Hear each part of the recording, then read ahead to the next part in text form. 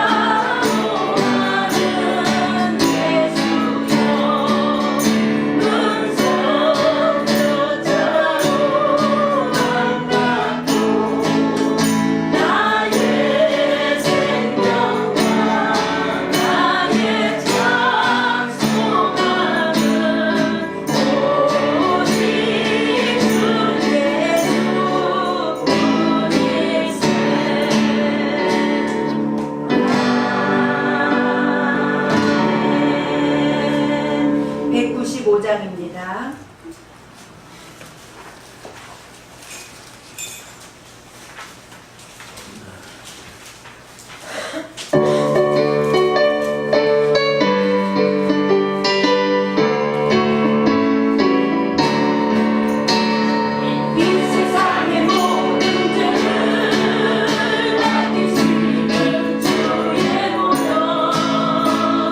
성장의 수국이 한디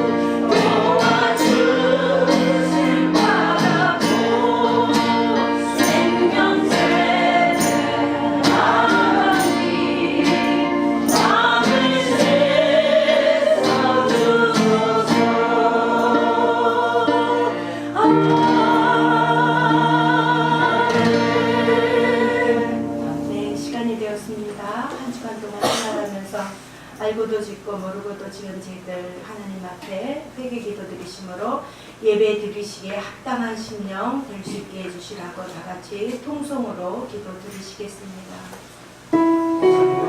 하나님 아버지 감사합니다.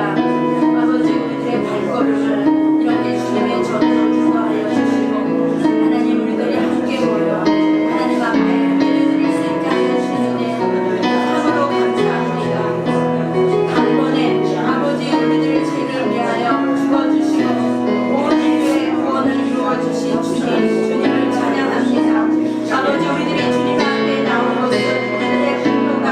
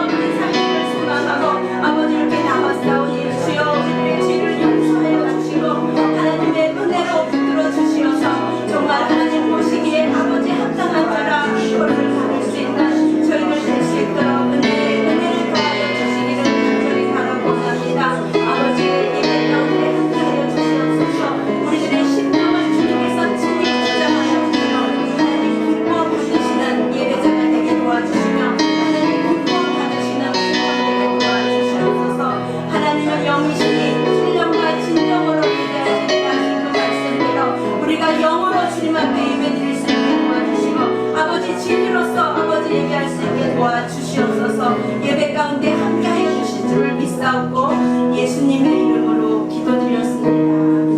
아멘. 하늘의 문을 여소서 찬양 드리시겠습니다.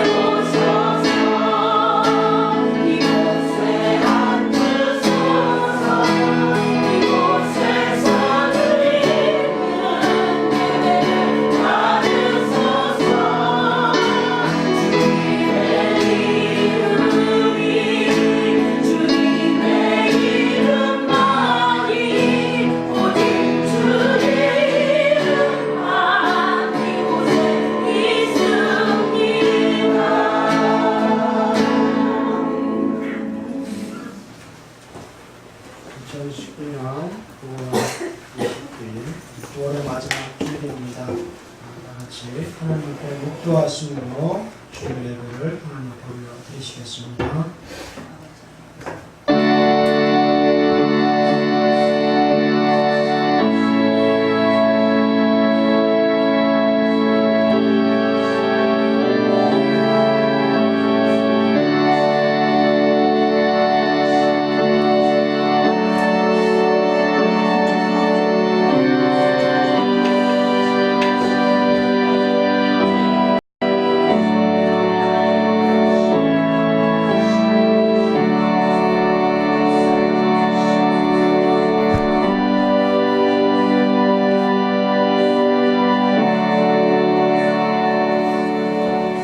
나의 기뻐하는 그 음식은 흉악의 결박을 풀어주며 멍에의 줄을 끌어주며 압제당하는 자를 자유케 하며 모든 멍에를 꺾는 것이 아니겠느냐. 줄인 자에게 내 식물을 나눠주며 유리하는 빈민을 내 집에 들이며 벗은 자를 보면 입히며 내 고립을 피하여 스스로 숨지 아니하는 것이 아니겠느냐. 그리하면 내 빛이 아침같이 비칠 것이며 내 치료가 급속할 것이며 내 의가 내 앞에 행하고 여호와의 영광이 내 뒤에 보이리니 내가 부르짖을 때에는 나 여호와가 응답하겠고 내가 부르짖을 때에는 말하기를 내가 여기 있다 하리라. 할렐루야. 찬송과 영광과 존귀를 받으시기에 합당하신 하나님 아버지, 우리의 아버지 겉모습과 아버지 우리의 율법적인 이제 아버지 겉사랑을 받으시는 것이 아니라 정말 주 안에서 변화되고 완전해져가는 속사람을 기뻐하시고 이제 그것을 온전히 받기를 원하시는 하나님 아버지, 주님 앞에 마음과 뜻과 정성을 다하여서 그 사랑하는 사마음으로 달려온 하나님의 백성들이 여기에 모였습니다. 한 주간도 하나님의 은혜 안에 우리를 지켜주시고 보호하셨다가 이렇게 주님을 찾게 하시옵시고 감사와 기쁨으로 나아갈 수 있게 하신 하나님 감사를 드립니다. 아버지, 우리의 심령과 또 찢기고 상한 이제 그 심령과 육체까지도 하나님 만져주시옵시고 또 치유와 회복과 은혜가 이제 아버지 더하여져서 온전히 이제 감사와 기쁨으로 올려지는 이 예배 가운데 하나님 함께 하시길 원합니다. 아버지 하나님의 사람들이 이제 세상을 이길 수 있도록 예수 그리스도께서 이겨주셨고 또 우리를 쫓아오려고 하시고 우리와 함께 하심을 믿습니다. 이 예배 가운데도 성부, 성자, 성령 하나님께서 함께 해주셔서 이 예배를 주장하여 주시옵시고 함께하여 주시옵소서. 오늘과 온 마음과 뜻과 정성을 다하여서 드리는 예배 가운데 동행하시기를 간절히 바라고 모든 말씀을 주 예수님의 이름으로 감사하며 기도하옵나이다. 아멘. 찬송가 13장입니다.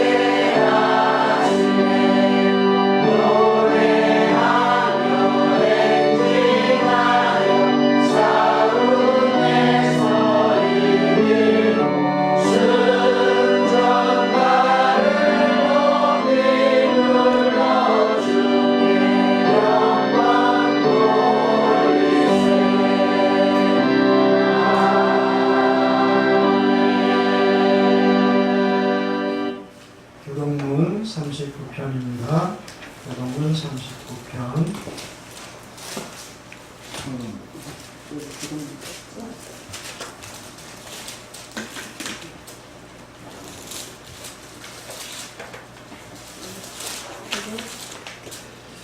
너희 목마른 자들아 물로 나오라. 돈 없는 자도 오라. 너희는 와서 사 먹되 돈 없이 값없이 와서 포도주와 술 사라. 너희가 어찌하여 양식 아닌 것을 위하여 은을 달아주며 배불게 못할 것을 위하여 수고하느냐. 나를 청종하라. 그리하면 너희가 좋은 것을 먹을 것이며 너희 마음이 기쁜 것으로 즐거움을 얻으리라. 너희는 귀를 기울이고 내게 나와 들으라. 그리하면 너희 영혼이 살리라. 내가 너희에게 영원한 언약을 세우리니 곧 다윗에게 허락한 확실한 은혜니라. 너희는 여호와를 만날 만한 때에 찾으라. 가까이 계실 때에 그를 부르라. 악인은 그 길을 불의한 자는 그 생각을 버리고 여호와께로 돌아오라. 그리하면 그가 긍휼히 여기시리라. 우리 하나님께로 나아오라. 그가 널리 용서하시리라. 아멘. 찬송가 190장 박민자 권사님 도와주시겠습니다.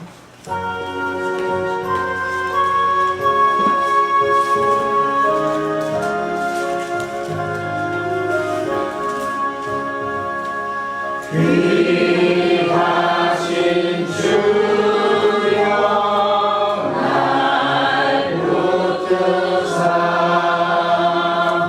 주께로 날마다 더 가까이 저 하늘 나라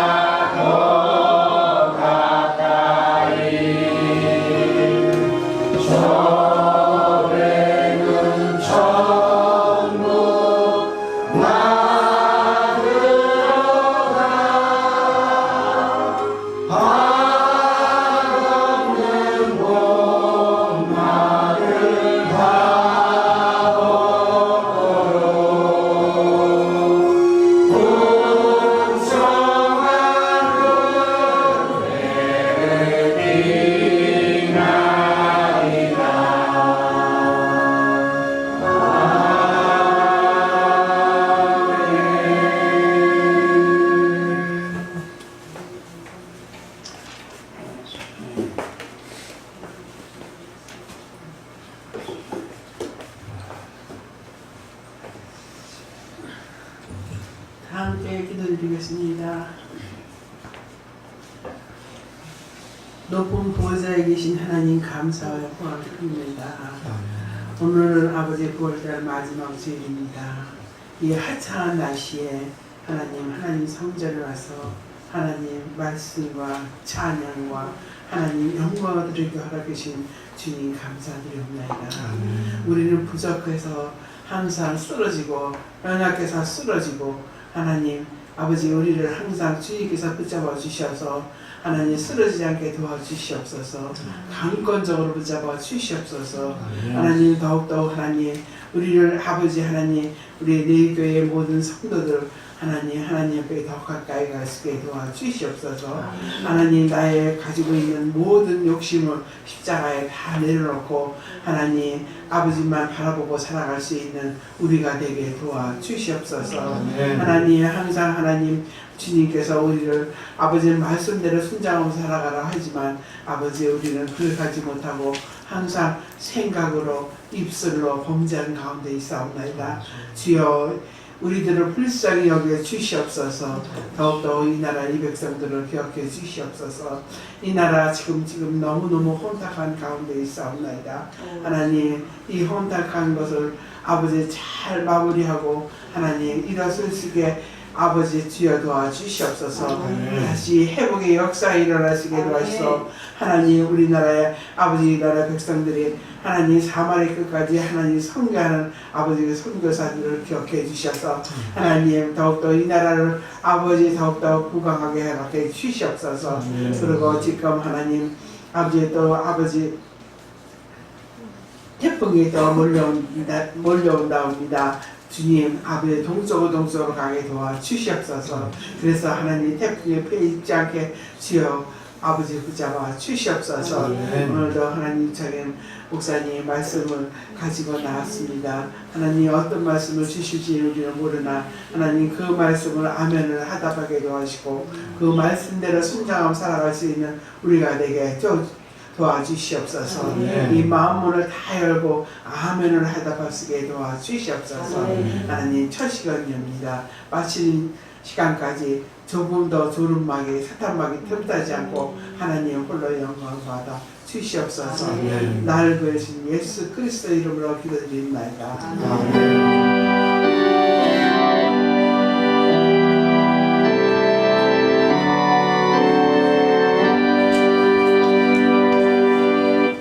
350장 부르시면서 준비하신 음악 들으시겠습니다.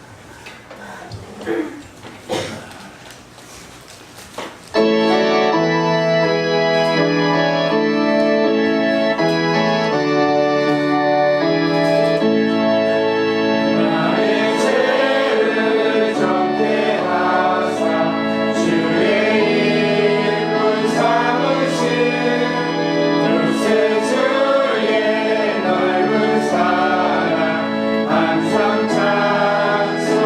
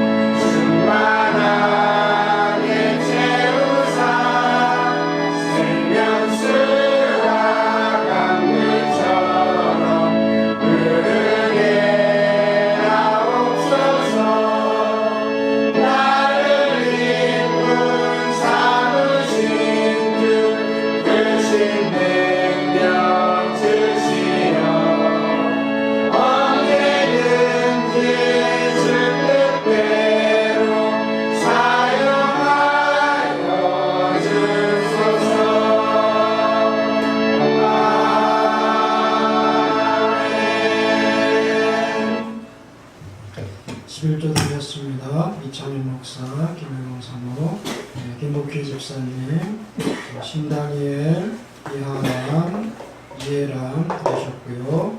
이사무엘, 신결이, 신대길 조윤희 집사님 드리셨습니다. 감사원금 드리셨습니다. 김정희 집사님, 조동수 집사님 드리셨고, 건축헌금 드리셨습니다. 신대길 조윤희 집사님, 신다니엘, 이사무엘, 이해람 드리셨고요. 이하람, 신별이 드리셨습니다. 무력헌금 드렸고요. 주일헌금 드리셨습니다. 황민희 성도님, 김복희 집사님, 신병희 집사님, 박명자 권사님 또 무명으로 감사헌금 드리셨습니다. 기도하겠습니다. 하나님 아버지 감사합니다. 하나님 1년 동안 이렇게 하나님의 은혜와 또 돌보신 가운데 만물이 이제 익어가게 하시고 또 그 결실들을 바라보게 하신 하나님 감사를 드립니다. 하나님 우리도 이제 주 안에서 우리의 영이 날마다 자라나고 성숙되어지고 성장해지게 하여 주셔서 하나님이 기쁘시게 하고 받으실 만한 선량한 제물들이 될 수 있도록 늘 함께 하시고 동행하시기를 간절히 바라고 원합니다. 하나님 또 주신 것을 가지고 우리가 하나님 앞에 감사를 올려드립니다.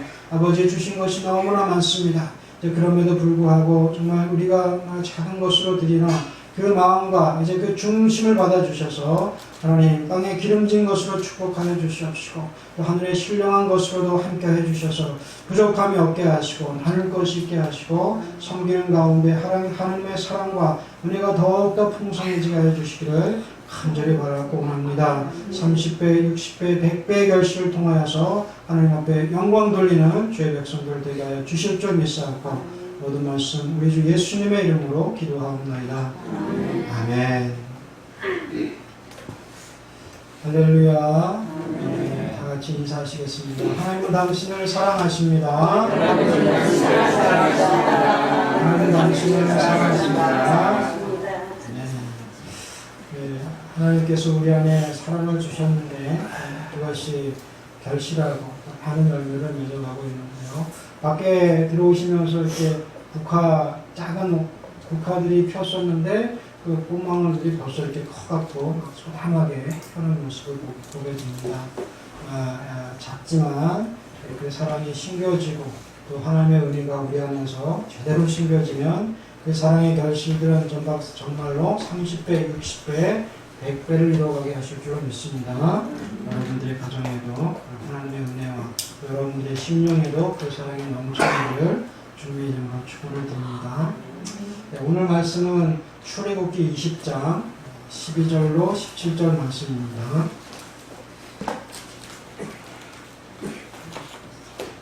20장 12절로 17절 구약성경 113페이지입니다. 창세기 출애굽기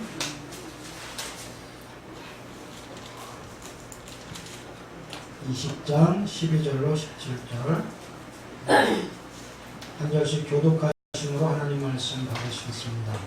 내 부모를 공경하라. 그리하면 너의 하나님 나 여호와가 내게 준 땅에서 내 생명이 길리라. 간음하지 말지니라. 내 이웃에 대하여 거짓 증거하지 말지니라. 내 이웃의 집을 탐내지 말지니라. 내 이웃의 아내나 그의 남종이나 그의 여종이나 그의 소나 그의 낙이나 무릇 내 이웃의 소유를 탐내지 말지니라.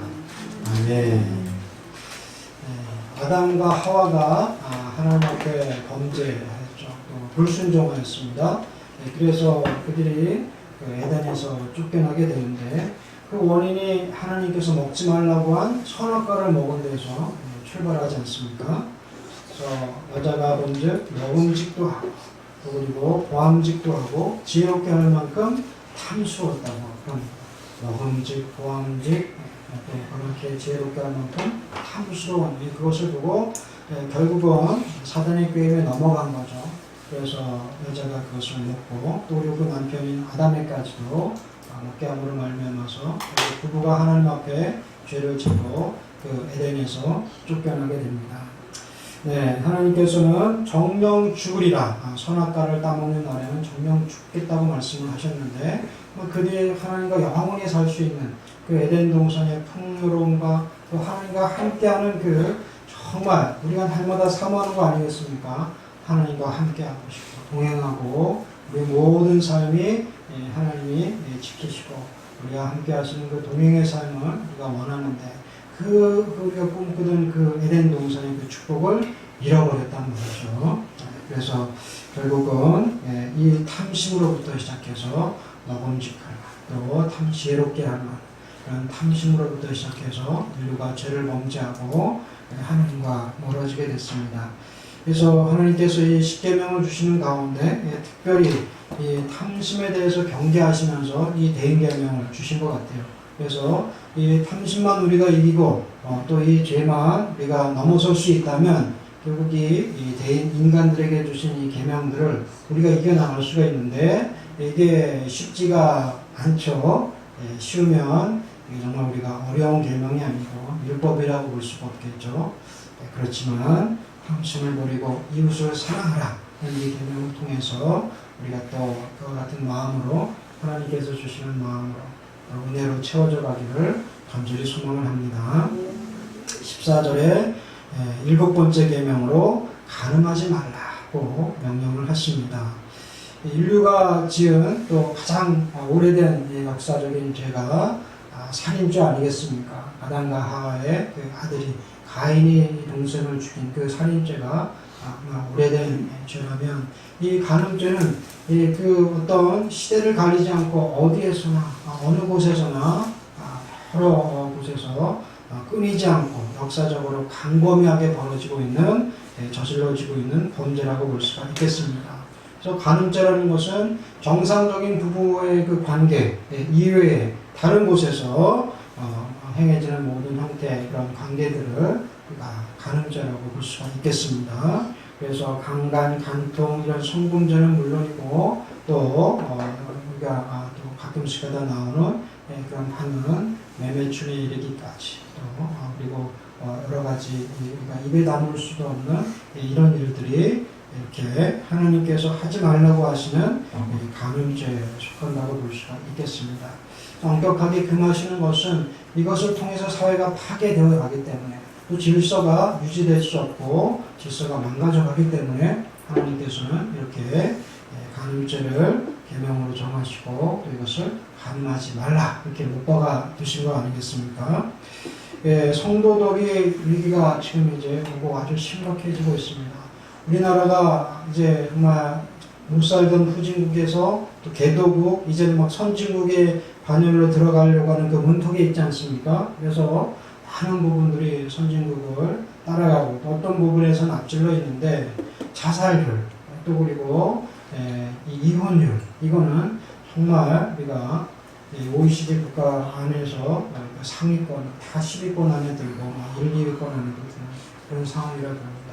또 어디서는 또 통계를 이상하게 내갖고 한 해에 한 10만 명, 11만 명, 12만 명이 12만 명이 이혼을 하는데 또 그만큼 결혼을 하고 한 100만 명가량 한 그 2배 정도가 결혼을 하고 또 이렇게 이혼을 하니까 50%다 이렇게 가까운 또 이혼율을 통계로 내기로 했다고 하는데 어쨌든 이제 전 세계적으로 통계로 내는 그 이혼율에 있어서는 한 10위권 안에 9위, 8위 안에 우리나라가 들어가고 있다고 합니다.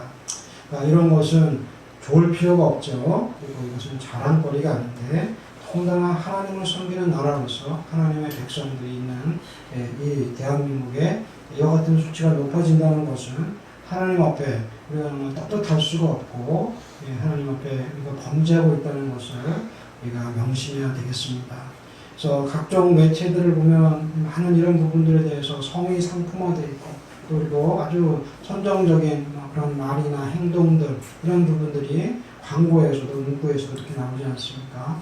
몇 년 전만 해도 그런 건 아예 딱 가려지고 또 그리고 뭐 삐 이렇게 했나요? 아예 그런 걸 이렇게 소리가 나지 않게 했는데 이제는 웬만한 그런 아주 폭언이라 이런 이상한 선정적인 장면들까지는 웬만하면 그냥 거르지 않고 내보내는 이런 사회가 지금 되어가고 있다는 겁니다.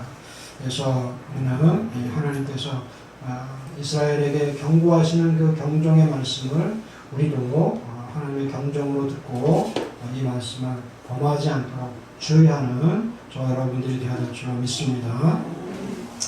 결혼 제도는 인간이 타락하기 이전에 하나님께서 주신 제도죠. 그래서 제일 먼저 아담과 하와를 하나님께서 아담의 갈비뼈를 통하여서 하와를 만드시고 부부로 인연을 맺어주시지 않습니까? 그래서 거기에서부터 이렇게 출발한 그런 부부 관계인데 이것이 인간적인 탐심과 또 타락으로 말미암아서 그것이 범죄, 그 죄를 범하게 되고 하나님의 계명을 범하게 되는 이런 일들이 계속해서 내려오게 됐다는 겁니다. 그래서 우리는 자기 자신을 지키는 이기에 힘쓰는 사람들이 되시길 바랍니다. 말씀 가운데서도 자기 자신을 지키는 것이 성을 지키는 것보다 어렵다 이렇게 말씀하고 계시지 않습니까? 얼마나 큰 전쟁이고 싸움에서 성을 지키기 위해서 많은 사람들의 희생과 또 그리고 목숨이 거기에 달려 있습니까? 그렇지만 그와 같이 어려운 것이 사람의 마음을 지키는 것이라는 거죠. 그래서 우리가 이와 같이 하나님께서 우리의 마음을 정결하게 하고 성결하게 구별하기를 원하시는데 하나님의 뜻 안에서 우리의 마음도 몸도 깨끗하게 지켜가는 그런 자들이 되어야 되겠습니다. 사람이 범하는 죄마다 몸 밖에 있거니와 음행하는 죄는 자기 몸에게 죄를 범하니라. 고린도전서 6장 8절. 그러니까 많은 죄가 밖에서 내가 행위로 짓고 또 입으로 범죄함으로 이렇게 많은 범죄를 하지만 이 음행은 자기 자신에게 죄를 또 짓는다는 거죠. 우리가 우리 자신을 소중히 여기고 하나님의 형상을 담고 있는 인간으로서 하나님의 그 형상을 파괴하지 않고 깨끗하게 지켜나가는 저와 여러분들이 되어야 될 줄로 믿습니다. 그래서 어떤 유혹에 있어서도 우리의 순결을 지키고 또 그리고 유혹으로부터 승리하는 저와 여러분들이 되어야 되겠습니다. 모든 사람은 혼인을 귀히 여기고 침소를 더럽히지 않게 하라. 음행하는 자들과 간음하는 자들을 하나님이 심판하시리라. 아멘. 이제 우리 특별히 이제 청년들 많은 여러분들이 사회생활을 하면서 이런 일들에 부딪히게 될 때 하나님의 말씀을 기억하시고 다시 한번 그 말씀이 여러분들 안에서 생각나게 하되기를 주님의 이름으로 축원드립니다. 우리가 좋은 말을 하고 하는 말을 하고 그렇지만 그러면 당신은 무엇을 근거로 그런 말씀을 하십니까? 참 좋습니다. 학술을 보내면서 정말 최고입니다. 어느 철학자의 말을 하고 누굴 말하고 정말 당신이 말하는 그 선이 정말 좋은 것 같은데 그럼 그것이 무엇을 근거로 표준이 어디에 있습니까? 그럴 때 누가 말했고 사람이 말했고 어느 철학자가 말했고 이렇게 우리가 얘기를 할 수 있지만 우리의 표준은 뭐가 되겠습니까? 성경의 표준이 되어야 될 줄 믿습니다. 그래서 헌법이 우리나라의 법이 헌법을 표준으로 하고 그것을 근거로 해서 많은 법들이 만들어진 것 같이 우리의 하나님 앞에서도 우리의 표준은 성경의 표준이 되고 성경에서 하라고 하면 하고 하지 말라 하면 금하면서 그 말씀을 표준으로 삼을 때 이 7계명도 우리가 준수할 수 있고 지켜나갈 수 있을 줄 믿습니다. 요즘에 TV에서 화성 연쇄살인 사건 범인을 잡았다 이제 거의 추정했다 이렇게 나오고 있는데 요즘은 모든 것이 이렇게 DNA 정보라고 그러나요? 그 유전자 정보를 가지고 수십 년이 지나도 그 사람의 그 유전자만 정보만 있으면 사람의 누가 했는지 누구 것인지를 파악할 수가 있다는 거죠.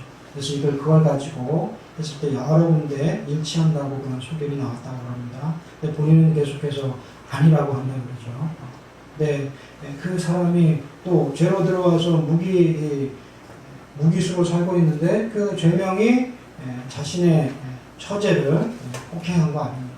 결국 이와 같은 간음죄가 발전해서 살인죄까지도 유발을 했다는 거죠. 그래서 정말 하나님께서 금하라고 하신 우리의 말씀을 우리가 지킴으로 말미암아서 넘어가지 않고 또 우리 죄가 발전되지 않도록 우리를 말씀에 비춰서 성결하게 유지하는 삶을 살아야 되겠습니다. 그래서 이것은 꼭 신앙의 정절을 지키는 것과도 연관이 되겠죠.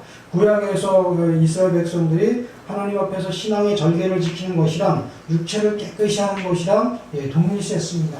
그래서 하나님 앞에 나아가고 하나님의 말씀을 들을 때 이스라엘 백성들이 3일 동안 기다리라 그러고 또 금식하라 그러고 옷을 빨고 회개하라 그러고 깨끗이 하라고 이런 말씀을 하십니다. 네, 그들이 그 옷을 빨고 겉을 회개하고 깨끗이 하는 것은 결국 하나님 앞에 나가는 자기들의 중심까지도 그 마음까지도 그 신앙까지도 깨끗하게 하는 일환이었다는 거죠. 그렇기 때문에 간음죄는 영적으로 교회가 예수 신랑이 아닌 다른 남편을 쫓고 섬기는 것 같습니다. 그러니까 다른 신을 섬기는 것과 같다고 할 수가 있겠습니다. 그래서 우리가 영적으로도 이 간음죄가 정말 하나님 앞에 범죄가 된다는 것을 명심해야 되겠습니다. 종교개혁 시대에 마틴 루터 얼마나 그 종교개혁에 앞장서고 시발점이 됐습니까? 그런 사실은 많은 율법주의자고 또 그리고 그 수도하면서 자신의 몸을 괴롭게 하면서 하나님을 기쁘시게 하는 것이 뭔가를 찾는 그런 구도자였다고 합니다. 그래서 하나님을 기쁘시게 하고 하나님을 만족해 하는 것이 사람의 길이라면 무엇을 할 것인가? 그래서 자기가 할 수 있는 최선의 노력을 다했다는 겁니다. 그래서 때로는 명상과 기도 또 금식까지 하면서 수도를 전념했고 어떨 때는 지쳐서 쓰러질 때까지 또 뼛속까지 얼어붙는 그 추위를 참으면서까지 추운 방에서 보행을 서슴지 않았다고 합니다. 자, 이 추위가 하나님을 기쁘시게 하기에 충분한가? 아니면 내가 또 이렇게 굶주리는 이 주림이 내가 금식하는 것이 하나님을 기쁘시게 하기에 충분한가? 이런 마음으로 하나님을 더 찾았던 그런 구도자였었는데 그런 노력에도 불구하고 오히려 그가 자기의 의지로 하면 할수록 오히려 그에게는 고민이 더 쌓여가고 회의가 남았다고 합니다. 근데 어느 날 밤 시편 22편 1절 읽다가 눈이 띄어졌습니다. 그 말씀은 내 하나님이여 내 하나님이여 어찌 나를 버리셨나이까. 내 하나님이여 내 하나님이여 어찌 나를 버리셨나이까. 이게 예수님이 운명하실 때 하시는 말씀 아닙니까? 이것이 시편 22편에 미리 하나님께서 이 말씀을 주셨는데 이게 무슨 말씀입니까? 하나님께서는 그 아들인 그리스도에게도 이와 같은 고통을 왜 주시는가 이런 의문이 드는 거예요. 왜 아들이신 예수 그리스도에게 그런 고통을 주셔서 예수님께서는 하나님께서 자기를 버리시는 것 같은 버리실 것 같은 그런 두려움으로 이렇게 하나님을 찾게 하시는가 이런 의문이 들었습니다. 그리고 잠시 뒤에 그는 예수 그리스도를 정말 다시 보게 됐습니다. 그리고 하나님을 다시 알게 되는 거죠. 하나님은 심판의 하나님이 아니라 예수 그리스도를 통해서 인류에게 구원을 주시려고 자기 아들을 주시기까지 우리에게 그 사랑을 베풀고 계셨다는 그 은혜를 그가 느끼게 된 겁니다. 그래서 그가 부르셨던 모토는 뭡니까? 오직 말씀, 오직 은혜, 오직 성령 과 같이 은혜를 부르시고 믿음을 부르셨던 삶을 살게 되는데요. 하나님께서 십자가를 지시면서까지 우리를 위해서 고통을 감수하시고 감당하셨던 것 그것이 바로 하나님의 사랑 아니겠습니까? 그런데 그 예수님을 신랑으로 모시는 이 교회가 자기를 죽기까지 내어주면서 사랑했던 그 예수님을 버리고 다른 곳으로 하늘을 판다, 다른 곳으로 눈을 맞춘다. 이건 뭐가 되겠습니까? 간음이 될 수가 있다는 거죠. 그래서 우리가 신앙생활을 통해서 예수님을 잘 섬기고 또 그분의 은혜를 위해서 우리가 충성을 다하시고 또 정말 예수를 신랑으로 모시고 살아가는 자들이 되어야 될 줄 믿습니다. 이 신앙생활이 오래지 않은 남자분들은 또 이제 결혼하신 이 기혼자분들은 그럼 우리 아내가 우리 집사람이 예수님만 너무 사랑하는 것 같아. 그렇지. 내가 신랑이야 예수님이 신랑이야. 예수님이 신랑이라고 말씀을 하고 있는데 왜 나보다도 예수님을 더 사랑하는 것 같아? 이렇게 질투하는 분들도 계시더란 말입니다. 그런데 이거 말씀을 자세히 알고 하나님을 자세히 알면 우리는 부인들을 어떻게 해야 돼요? 더 열심히 믿어라. 예수님을 더 섬겨라. 정말 예수 신랑밖에 없다. 나보다도 더 열심히 섬겨라. 할렐루야. 그렇게 지원하시고 같이 협력하시기를 주님의 이름으로 부탁을 드립니다.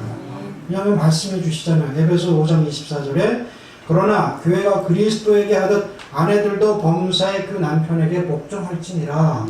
말씀이 이렇게 아내들이 무엇을 할지 자기가 하나님을 섬기고 또 예수 그리스도를 나보다 더 잘 알고 믿음이 있다고 해서 그 남편을 업신여긴다든지 또 그 남편을 함부로 대할 수가 없다는 겁니다. 말씀은 알아가면 알아갈수록 예수님은 믿으면 믿을수록 어떻게 해야 되는 거예요? 남편에게 복종하는 겁니다. 그리고 또 남편들에게도 너무 우쭐하지 마시고 또 이와 같이 하라는 겁니다. 25절에 남편들아 아내 사랑하기를 그리스도께서 교회를 사랑하시고 위하여 자신을 주신 것 같이 하라. 그러니까 예수님께서는 교회를 위해서 자신을 주신 거죠. 목숨까지도 주셨단 말이죠. 남편들도 아내를 위해서 어떻게까지 해야 되겠습니까? 목숨을 주기까지 그와 같은 사랑으로 사랑하시기를 부탁을 드립니다. 한번 따라해 볼까요? 남편을 예수님같이 사랑합시다. 남편을 예수님같이 사랑합시다. 아내를 예수님같이 사랑합시다. 아내를 예수님같이 사랑합시다. 네, 바로 이거 아니겠습니까? 그래서 예수님을 섬기듯이 남편을 그렇게 사랑하고 예수님께서 교회를 사랑하시듯이 그렇게 아내를 사랑하는 이런 사람이 우리 교회 안에 또 신앙의 공동체 안에서 계속해서 넘쳐나고 또 풍성해지기를 간절히 소망합니다. 그리고 이제 8번째 계명으로 주신 말씀이 뭡니까? 15절에 도적질하지 말지니라. 도적질하지 말지니라. 도적질이라는 것은 1차적으로 남의 물건을 이렇게 훔치는 거죠. 그리고 빼앗는 것입니다. 이것을 우리가 도적질이라고 하는데 이것이 나쁘다는 것을 모르는 사람이 없죠. 어렸을 때 모를 때는 내가 그냥 내 욕심대로 그렇게 뺏고 또 그리고 가져가고 마음대로 할 수 있을지 모르지만 성례돼 가면서는 이건 나쁜 짓이다 하는 것은 알게 되겠죠. 조금 더 이게 우리가 깊이 들어가면 하나님 앞에서도 이게 범죄함이 된다는 겁니다. 그런데 우리가 1차적인 이런 도둑질, 남의 물건을 훔치는 것만이 도둑질이 아니라 남에게 해를 미치게 하고 또 그것을 돕는 것도 도적질이 될 수가 있다는 겁니다. 그래서 말하자면 방조죄가 될까요? 또 그리고 공모죄가 되겠죠. 도둑질 하는데 망을 보고 있어. 잡았어. 나는 안 훔쳤어요. 그러면 그 사람은 도둑이 아닙니까? 아니라는 거죠. 같이 망 보고 있었던 사람도 공범인 겁니다. 그래서 우리가 특별히 내가 남의 것을 훔치거나 또 빼앗지는 않았을지라도 이와 같은 도적질을 우리가 범하고 있을 수가 있다는 것을 볼 수가 있는데요. 정부에서도 만약에 국민들이 낸 세금을 자기들이 임으로 쓰고 또 그리고 잘 관리해야 되는데 마이너스가 되고 지출이 너무너무 커지고 이런 재정 상태가 악화된다면 이것도 정부에서 잘못하고 있는 거죠. 좋게 말해서 직무유기지. 이것이 자기들에게 고난을 맡기고 그래서 하나님께서 우리에게 재산을 주시고 이런 물질을 주시고 모든 것을 허락했는데 결국 이 재산이 개인의 것이 아니라는 거죠. 그럼 국가의 것인가? 국가의 것도 아니라는 것입니다. 땅 위에 있는 모든 것은 다 하나님의 것이라는 거예요. 우리를 누가 만드셨습니까? 이 세계를 누가 만드셨습니까? 하나님이 만드셨잖아요. 만드신 분이 소유주가 아니겠습니까? 그래서 우리 하나님의 것인데 그것을 우리가 살고 있는 동안에 잠시 맡아서 내가 관리하고 있는 내가 그런 청직이라는 거죠.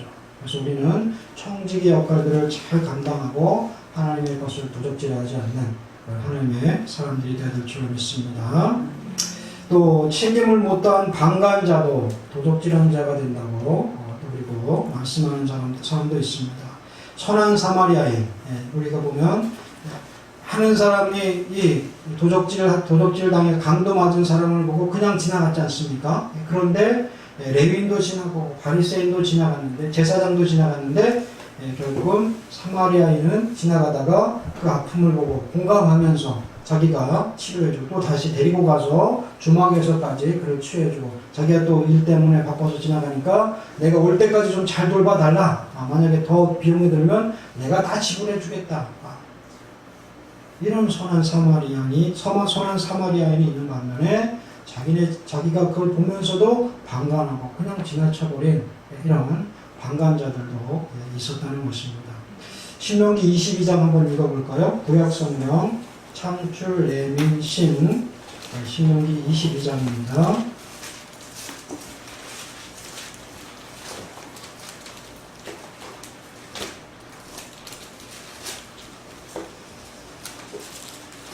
네, 22장 1절로 4절까지 한 목소리로 한 절씩 읽어보겠습니다. 시작. 시작. 내 형제의 우양에 기리는 것을 보거든 못 본 채 하지 말고 너는 반드시 끌어다가 내 형제에게 돌릴 것이요 내 형제가 내게서 멀거나 내가 혹 그를 알지 못하거든 그 짐승을 내 집으로 끌고 와서 내 형제가 찾기까지 내게 두었다가 그에게 돌릴지니 나비라도 그리하고 의복이라도 그리하고 무릇 형제의 일은 아무 것이든지 내가 없거든 다 그리하고 못 본 채 하지 말 것이며 내 형제의 나비나 소가 길에 넘어진 것을 보거든 못 본 채 하지 말고 너는 반드시 형제를 도와서 그것을 일으킬지니라. 아멘. 이렇게 이웃과 형제의 소유를 우리가 잃어버렸거든 그것을 찾게 되면 다시 돌려주고 또 그리고 못 본 채 하지 말라는 겁니다. 우리에게 눈을 주셨잖아요. 눈을 안 주셨다면 그냥 못 봤는데 우리가 눈을 주셨잖아요. 볼 수 있잖아요. 그렇죠? 우리에게 손을 주셨고 발을 주셨습니다. 난 도울 손이 없습니다. 나는 일할 발이 없습니다. 걸어가서 일하고 또 알릴 발이 없습니다. 또 입이 없습니다. 그렇게 할 수 있겠지만 우리에게 다 주신 것입니다. 물론 그렇지 않은 사람도 있지만 눈을 주시고 입을 주시고 손을 주시고 발을 주시고 다 이웃을 섬길 수 있도록 사랑할 수 있도록 우리에게 다 주셨다는 겁니다. 또 말씀은 더 나아가서 원수까지도 사랑하고 원수가 이렇게 잃어버려도 모른 체 하지 말고 이와 같이 똑같이 원수들 위해서 행하라고 말씀은 증거하고 계십니다. 그러니 우리가 우리에게 주신 것을 방관하고 또 그리고 사용하지 못하고 그냥 지나쳐버리는 것도 하나님의 우리에게 주시는 달란트들을 쓰지 않고 그리고 하나님의 것을 내 것이냐 마음대로 사용하면서 도둑질하는 것이라고 볼 수도 있겠습니다. 그래서 우리는 우리에게 주신 재물, 건강, 지식, 재능 하는 것들이 있겠죠. 또 가정, 우리가 갖고 있는 직업, 또 직장 이 모든 것들이 하나님과 이웃을 위해서 거룩되게 사용되어질 수 있도록 하나님 앞에 지혜를 구하시고 또 그리고 사용하시는 저와 여러분들이 되어야 될 줄로 믿습니다. 그래서 고아와 가부와 가난한 자들 특별히 말씀하시는데 사회에서 소외되고 또 그리고 연약한 자들 아니겠습니까? 그들을 그냥 지나치지 말고 돕고 또 그리고 그리고 또 더 나아가서 하나님을 알지 못하고 예수님을 알지 못하고 영적으로 죽어 있는 자들이 너무나 많다는 거죠. 그들을 위해서 복음을 전하고 또 그리고 예수 그리스도를 전하는 이런 삶을 살아갈 때 우리에게 주신 사명까지도 우리가 잊지 않고 하나님께서 주신 것을 도적질하지 않는 그런 삶을 살아간다고 할 수가 있겠습니다. 그리고 9번째로 이제 뭡니까? 읽어볼까요? 시작. 내 이웃에 대하여 거짓 증거하지 말지니라. 특별히 죄 가운데에서도 중재일수록 증인들을 두고 또 그 증인에 의해서 그 재판을 하도록 합니다. 그래서 한 명도 아니고 두세 명의 증인이 나와야지. 특별히 살인죄 같은 경우에는 혼자가 봤다고 해서 내가 모험을 할 수도 있지 않습니까? 그러니까 여러 사람이 보고 또 그것이 정확한지 확실한지 증인을 삼도록 하는데 그런데 이렇게 증거하는 그 증인이 거짓말을 한다. 그러면 그 사람의 생명을 앗아갈 수도 있는 거 아니겠습니까? 또 그리고 그보다 좀 경한 죄라면 그것 때문에 감옥에도 가고 또 그리고 자신의 재물을 토해내기도 하고 배상해야 되는 이런 억울한 일을 당할 수도 있습니다. 그래서 우리는 특별히 증거하는 이 일에 있어서도 성실하게 그리고 거짓이 아니라 참과 진리만을 말할 수 있는 그런 사람들이 되어야 되겠습니다. 우리가 이 거짓말을 할 때 어떨 때는 좀 두려워서도 거짓말을 한다고요. 그래서 이 아담과 하와를 봤을 때 보면 아담이 하나님이 찾지 않습니까? 그들이 이제 선악과를 따먹은 다음에 하나님이 찾는데 숨는 거예요. 두려운 거예요. 두려운 거예요. 그래서 하나님 죄송합니다. 제가 따먹었습니다. 이렇게 하면 되잖아요. 근데 변명은 어떻게 합니까? 하나님이 저에게 주신 이 여자가 저를 먹게 해서 저도 먹었습니다. 이렇게 하잖아요. 또 그리고 그 하와는 어떻게 합니까? 제가 잘못했습니다. 이렇게 하나님 죄송합니다. 이래야 되는데 어떻게 했어요? 뱀이 그래서 먹었다. 네. 우리가 두려워해서 피하는 거죠. 양심은 우리 양심이 나에게 있지만 내 편이 아니라 그러잖아요. 양심은 내 편이 아닙니다. 그래서 자기가 그렇게 먹고 싶어서 먹었고 또 그리고 그것이 지혜롭게 할 만큼 탐심이 일어서 먹었지만 결국에는 그 양심이 자기가 잘못했구나, 범죄했구나, 또 이것이 하나님 앞에서 큰 범죄구나 이것을 알게 해준다는 겁니다. 그런데 그 하나님이 두려운 거죠. 내가 정령 죽으리라 말씀하셨지 않습니까? 그래서 이것을 피하기 위해서 또 다른 거짓말을 지어냅니다. 그 거짓말 하나를 그 참인 것처럼 꾸미기 위해서 수십 가지의 거짓말이 동원되어야 된다고 그러죠. 어디서 말씀하는데 아주 학자가 이렇게 또 살펴서 몇십 가지 거짓말인지를 또 기록하는 그런 사람도 있었던 것 같은데 수십 가지의 거짓말을 해야지 이 거짓말이 참인 것처럼 이렇게 여겨질 수 있다는 겁니다. 그럼 그 한마디가 그런데 계속해서 그 거짓말을 하면 그 거짓말을 포장할 수 있을까요? 아무리 그 참으로 그것을 진리로 만들려고 해도 결국은 진리가 될 수 없는 거 아니겠습니까? 네, 죄를 버리고 죄를 짓지 않을 때 우리가 거짓말을 할 필요가 없겠죠. 내가 하는 말이 그냥 그런 두려움도 없고 그리고 진실되고 그냥 평안한 가운데서 하는 그 말이 하나님 앞에 거짓됨이 없고 그리고 거짓말이 되지 않는 그런 삶을 살아가는 성도들이 되어야 되겠습니다. 그러려면 하나님의 말씀이 우리 안에 있고 또 그리고 말씀대로 우리가 항상 사는 훈련을 해야 되겠죠. 말씀대로 사는데 잘못되면 우리가 그거대로 지키지 않고 때로는 그것을 범하고 넘어갈 때는 여기서는 안 되는구나 하고 말씀이 가르쳐 주시고 우리 안에 계신 성령님께서 그것을 주장해 주시지 않겠습니까? 그러므로 말미암아서 우리는 하나님의 말씀 안에 살아가고 또 그리고 그 말씀대로 사는 훈련들을 그리고 그리고 우리가 거짓을 버리고 죄를 가까이 하지 않는 그러한 삶을 살아야 되겠습니다. 그럴 때 사회 구성원들 간의 신뢰가 쌓여갈 수 있는 거 아니겠습니까? 저 사람 한 말을 내가 믿을 수 없다. 저 사람 말도 믿을 수 없다. 그럼 서로가 아무도 믿을 수 없는 거죠. 그러면 사회가 돌아갈 수가 없는 거 아니겠습니까? 다 범죄자처럼 보이고 다 거짓말하는 사람처럼 보이고 도둑처럼 보이면 우리가 살아갈 수가 없습니다. 그런데 이와 같은 불신의 시대에서 하나님께서는 우리를 빛의 자녀로 부르셨습니다. 할렐루야. 성도들 간의 그런 사랑과 교제가 정말 풍성하게 이루어지게 하고 또 그 사랑을 보고서 하나님 믿는 사람들, 예수 믿는 사람들은 다르구나 이것을 많은 사람들이 보고 또 그리고 그 하나님 앞에 찬양 돌리고 찬양하며 돌아오는 일들이 일어날 줄로 믿습니다. 그래서 이 사회에 유일한 희망이 있다면 그래도 그 거짓말이 하나님 앞에서 범죄함인 것을 알고 죄를 어떻게든 짓지 않으려고 하고 회개하는 성도들이 있기 때문에 이 사회에 아직도 희망이 있다고 볼 수 있겠습니다. 그래서 진실한 말을 통해서 이웃 간의 신뢰를 회복하고 또 서로가 서로를 믿고 의지하는 그런 사회를 만들어가는데 성도들이 밑거름이 되기를 주님의 이름으로 축원드립니다. 네, 한번 따라해 보겠습니다. 하나님께서 거짓말하는 자를 싫어하시느니라.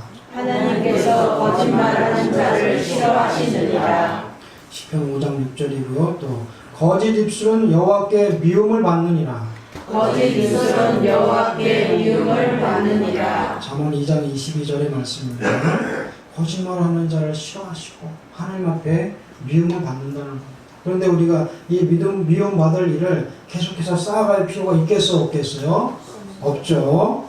또 또 따라 하시겠습니다. 거짓말을 내는 자는 망할 것이니라. 거짓말을 내는 자는 망할 것이니라. 잠언 19장 9절 말씀입니다. 거짓말의 결국은 그 범죄함으로 말미암아서 망한다는 겁니다.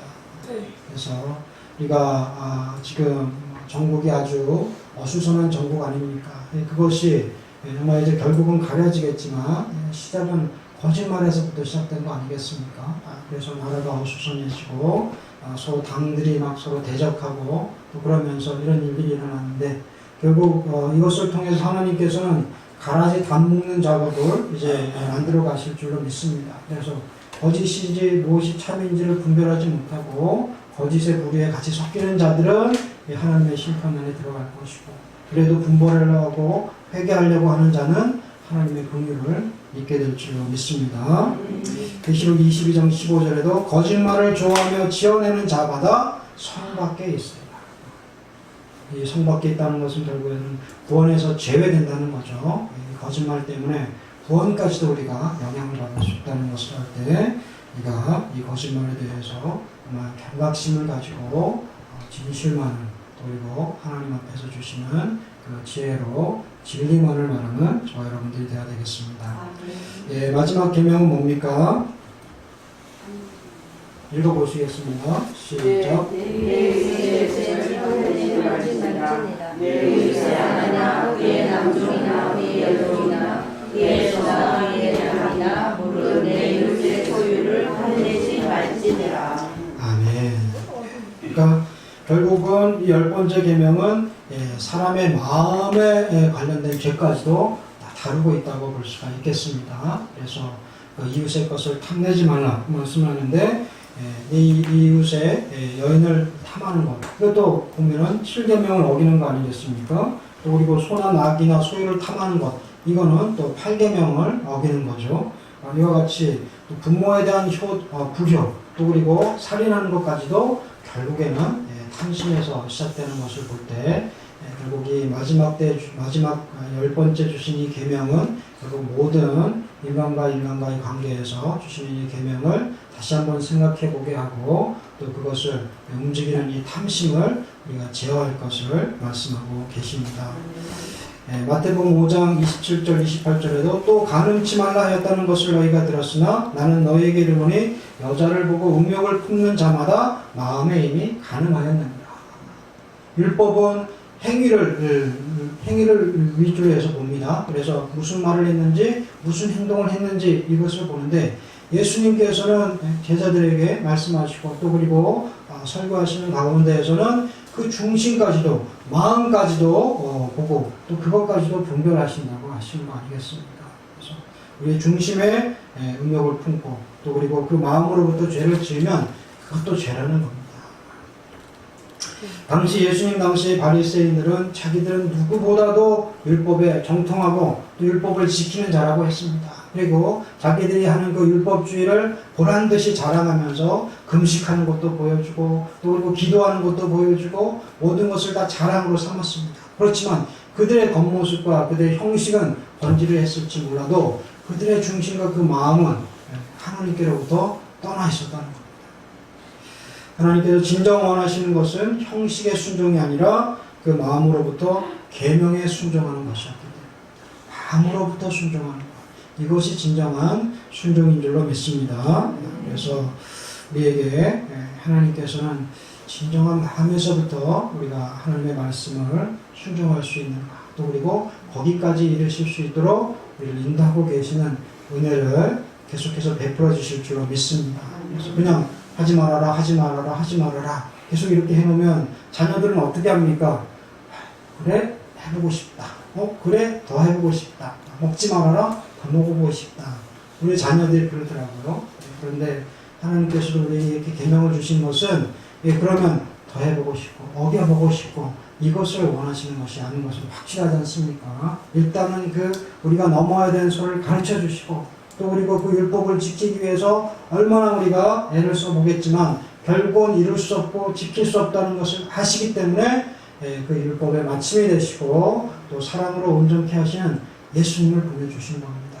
그래서 예수님으로부터 시작되는 그 사랑과 또 그 계명으로부터 출발한 우리가 하나님 사랑, 이웃 사랑을 우리가 이어갈 때는 온전하게 그 계명들을 이뤄갈 수 있을 줄로 믿습니다. 말씀을 맺습니다. 십계명은 생명력이 없는 법정에 법조문이 결단코 아닙니다. 십계명은 당신의 백성을 깊이 사랑하시고 당신의 백성과 교제하시고 또 기뻐하시는 하나님의 간절하고도 인격적인 명령입니다. 그래서 우리가 하나님의 은혜로 구속받은 우리 영혼들은 하나님께서 주신 이 계명들을 감사함으로 또 기쁨으로 또 지키고 그리고 이뤄가는 그런 백성들이 되어야 되겠습니다. 그래서 하나님께서 우리 모두에게 주신 이 계명을 기쁨으로 받아들이고 십계명의 정신을 지킴으로 말미암아서 축복받는 성도님들이 되시기를 주님의 이름으로 축원합니다. 기도하겠습니다. 하나님 아버지 감사합니다. 이렇게 우리에게 계명을 주셔서 하나님을 사랑하라고 하시고 또 이웃을 사랑하라고 하시는데 우리가 행동으로도 정말 이웃에게 대해서 해를 입히고 말로도 이웃에 대해서 범죄하고 또 생각까지도 이제 이웃을 해할 수 있다는 것을 기억하게 하시고 입술에 범죄하지 않고 정말 이제 행동으로 범죄하지 않고 우리 아버지 생각으로부터도 말씀과 계명을 지켜나갈 수 있도록 성령께서 함께해 주시고 예수 그리스도께서 주인 되어 주셔서 우리의 모든 삶을 지키시고 인도하여 주시옵소서. 그리하여서 정말 사랑의 계명을 실천하고 실천하고 증거하는 저희들이 되게 하여 주시옵소서. 모든 말씀 감사드렸고 예수님의 이름으로 기도하옵나이다. 아멘. 찬송가 417장입니다.